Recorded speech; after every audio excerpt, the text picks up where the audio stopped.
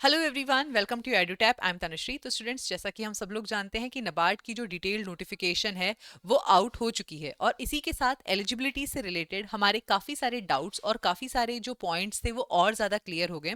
तो आज की इस वीडियो में हम देखेंगे कि एग्जैक्टली नाबार्ड 2025 के लिए आपको एज एलिजिबिलिटी क्या चाहिए है, कितनी उसमें रिलैक्सेशंस हैं, एजुकेशनल क्वालिफिकेशंस जो हैं उसके अंदर क्या ईयर है, क्या डेट है जो अब हमें जिसके अकॉर्डिंग हमें अपनी एजुकेशनल क्वालिफिकेशंस देखनी है, what are the required educational qualifications, और इसके रिलेटेड आपके जितने भी और डाउट्स होते हैं वो सारे हम आज की जो ये वीडियो है इसमें देखने वाले हैं। On that note let us quickly begin. But before I start students, किसी भी एग्जाम को अच्छे से प्रिपेयर करने के लिए आपको पहले उस एग्जाम के प्रीवियस ईयर क्वेश्चंस, उसका डिकोडेड सिलेबस, हर एक कंपोनेंट की स्ट्रैटेजी, इन सारी चीजों की रिक्वायरमेंट होती है और ये सारी चीजें एक जगह पर क्यूरेट करके हमने आपके लिए ये गाइड बुक बनाई है। इस गाइड बुक को डाउनलोड करने का जो लिंक है वो नीचे डिस्क्रिप्शन बॉक्स में गिवन है, वहां से आप इस गाइड बुक को डाउनलोड कर सकते हो। On that note let us quickly begin our today session. तो स्टूडेंट्स, सबसे पहला आता है कि एलिजिबिलिटी के अंदर क्या क्या पॉइंट्स होंगे। एलिजिबिलिटी के अंदर यहाँ पे हमें दो चीजें कंसिडर करनी पड़ेंगी। First is age and the second one is the educational qualification. अगर मैं बात करूं एज की, तो यहाँ पर आपकी जो एज होती है वो होती है 21 एंड 30 ईयर्स। ठीक है, आपकी एज जो है वो 21 एंड 30 ईयर्स के बीच में यहाँ पर कैलकुलेट करी जाएगी। अब ये बात पता कैसे चलेगी कि आप 31 ईयर्स के हैं या नहीं है? तो स्टूडेंट्स, उसके लिए यहाँ पे हमें कट ऑफ डेट गिवन है, दैट इज 1 November 2025। अगर 1 November 2025 तक आपकी एज 21 से 30 ईयर्स के बीच में है तभी आप इस एग्जाम के लिए एलिजिबल हैं। और इसके लिए आपका बर्थ जो है वो 2 November 1995 से पहले नहीं होना चाहिए एंड 1 November 2004 के बाद नहीं होना चाहिए। इसी एज ब्रैकेट के बीच में आपका जो बर्थ है वो लाई करना चाहिए, तभी आप इस एग्जाम के लिए एलिजिबल हो पाएंगे। अब दूसरा सवाल यहाँ पर उठता है कि क्या यहाँ पर कोई एज रिलैक्सेशंस हैं जो हमें मिलती हैं? तो ये स्टूडेंट्स, जैसे किसी भी और गवर्नमेंट एग्जाम के लिए हमें एज रिलैक्सेशंस मिलती हैं, वैसे ही नाबार्ड के अंदर भी 3 इयर्स का एज रिलैक्सेशन है ओबीसी एप्लीकेंट्स के लिए, 5 इयर्स का एज रिलैक्सेशन है एससी एसटी के लिए, एक्स सर्विसमैन के लिए, इमरजेंसी कमीशन या शॉर्ट सर्विस कमीशन ऑफिसर्स के लिए, और इसके अलावा जो चिल्ड्रन एंड फैमिली मेंबर्स जो 1984 रैट्स में जिनकी डेथ हो गई थी उनके लिए भी यहाँ पर 5 इयर्स का एज रिलैक्सेशन है। उसके बाद में 10 इयर्स का एज रिलैक्सेशन है वो उन पीडब्ल्यूबीडी कैंडिडेट्स के लिए जो कि जनरल कैटेगरी से बिलोंग करते हैं। 13 इयर्स का एज रिलैक्सेशन है उन पीडब्ल्यूबीडी स्टूडेंट्स के लिए जो ओबीसी कैटेगरी से बिलोंग करते हैं एंड 15 इयर्स का एज रिलैक्सेशन है उन पीडब्ल्यूबीडी स्टूडेंट्स के लिए जो कि एससी एसटी कैटेगरी से बिलोंग करते हैं। सो ये थे एज रिलैक्सेशन के क्राइटेरियाज। इसके बाद हम आगे बढ़ते हैं। तो हमने एज जो थी उसको अच्छे से डिस्कस कर लिया। अब देखते हैं कि एजुकेशन से रिलेटेड जो क्वालिफिकेशंस हैं वो क्या हैं। सबसे पहली जो यहाँ पर क्वालिफिकेशन है या जो रिक्वायरमेंट है वो ये है कि देखो, हमारी जो नोटिफिकेशन आई है उसमें दो तरीके की वैकेंसीज हैं। जनरलिस्ट पोजीशन के लिए भी हैं और इसके अलावा स्पेशलाइज्ड पोजीशंस के लिए भी हैं। अब बहुत से स्टूडेंट्स ऐसे होंगे जो दोनों ही पोजीशंस के लिए एलिजिबल होंगे। फॉर एग्जाम्पल, यहाँ पे चार्टेड अकाउंटेंसी के लिए भी 4 वैकेंसीज हैं। तो अब अगर आप चार्टेड अकाउंटेंसी के लिए भी एलिजिबल हो और जनरल के लिए भी अगर आप एलिजिबल हो तो आप इन दोनों में से केवल और केवल एक ही पोजीशन के लिए अप्लाई कर सकते हो। Please do remember this thing in a good enough manner कि आप केवल एक ही पोजीशन के लिए अप्लाई कर सकते हो, उससे ज्यादा आप यहाँ पर एप्लीकेशंस नहीं कर सकते। सिर्फ एक ही पोजीशन के लिए आप एलिजिबल हो, नो मैटर आप के लिए आप अप्लाई कर सकते हो, नो मैटर आपकी एलिजिबिलिटी कितनी पोजीशंस के लिए है। उसके बाद में दूसरी चीज यहां पर यह है कि अगर आप किसी भी स्पेशलाइज्ड वैकेंसी के लिए अप्लाई करना चाहते हैं तो उसके लिए आपके डिग्री के अंदर ये स्पेसिफिकली मेंशन्ड होना चाहिए कि आपका किस सब्जेक्ट के अंदर स्पेशलाइजेशन है। ठीक है, इसके बाद यहाँ पे थर्ड रिक्वायरमेंट जो ये आती है कि एजुकेशनल क्वालिफिकेशंस के लिए या जो रिक्वायरमेंट है वो ये है कि जनरलिस्ट जो पोजीशंस हैं हमारी उनके लिए आपके पास एक बैचलर्स डिग्री होनी चाहिए इन एनी सब्जेक्ट। यहाँ पे एग्रीकल्चर या ऐसी कोई भी रिक्वायरमेंट नहीं है। जनरलिस्ट पोजीशन के लिए अगर आप अप्लाई करना चाहते हैं तो किसी भी सब्जेक्ट में अगर आपके पास बैचलर्स डिग्री है तो आप इस एग्जाम के लिए एलिजिबल हैं।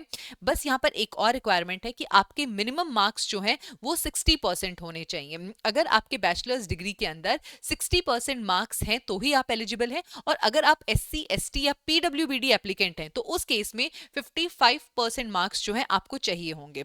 ये तो हो गई एक और बात। अब दूसरी बात यहाँ पर आपको डाउट आ रहा होगा, ये आगे और के आगे जो स्टेटमेंट्स लिखे हुए हैं, सपोज करिए अगर आप एक SC ST PWBD एप्लीकेंट नहीं है, ठीक है, और आपके मार्क्स जो हैं वो 60% से कम है बैचलर्स डिग्री में, तो उस केस में आप क्या कर सकते हो? उस केस में अगर आपके पास एक PG है, पोस्ट ग्रेजुएट डिग्री या डिप्लोमा है, और उसके अंदर आपके मार्क्स जो हैं वो 55% से ज्यादा हैं, तो भी आप एलिजिबल हैं, ठीक है। या तो आपके पास बैचलर्स डिग्री हो मिनिमम 60% मार्क्स के साथ, या फिर आपके पास पोस्ट ग्रेजुएट डिग्री हो मिनिमम 55% मार्क्स के साथ, दोनों ही केसेस में आप इस एग्जाम के लिए एलिजिबल हैं। और इसके अलावा अगर आप CA CS ICWA या आपने किसी इंस्टीट्यूशन से PhD करी है तो भी आप इस एग्जाम के लिए एलिजिबल हो, ठीक है। इसके बाद में स्टूडेंट्स यहाँ पर एक और डाउट आता है कि क्या पोस्ट ग्रेजुएशन नेसेसरी है? नहीं, वो नेसेसरी नहीं है, वो सिर्फ एक और कंडीशन है कि या तो बैचलर्स डिग्री विद 60% हो या फिर post graduate degree with 55% marks हो, ठीक है। So it's just an additional thing but not a necessary thing. उसके बाद में एक और डाउट यहाँ पर स्टूडेंट्स पूछते हैं कि क्या डिस्टेंस एजुकेशन जो है उसको वैलिड यहाँ पे कंसिडर किया जाता है? तो यस स्टूडेंट्स, अगर आपने अपनी ग्रेजुएशन या पोस्ट ग्रेजुएशन डिस्टेंस से करी है, ओपन कॉलेजेस से करी है, तो उस केस में भी यहाँ पर आप एलिजिबल हो अप्लाई करने के लिए। इसके बाद में आता है कि क्या जो हमारी एजुकेशनल क्वालिफिकेशंस है उसके अंदर रिलैक्सेशंस होते हैं? तो जी हाँ, आप देख चुके हो कि SC ST PWBD कैटेगरी के केस के अंदर यहाँ पे 55% मार्क्स का रिलैक्सेशन है, और सिमिलरली जो PG वाला केस था उसके अंदर भी यहाँ पर 50% मार्क्स ही आप लोग को चाहिए होते हैं।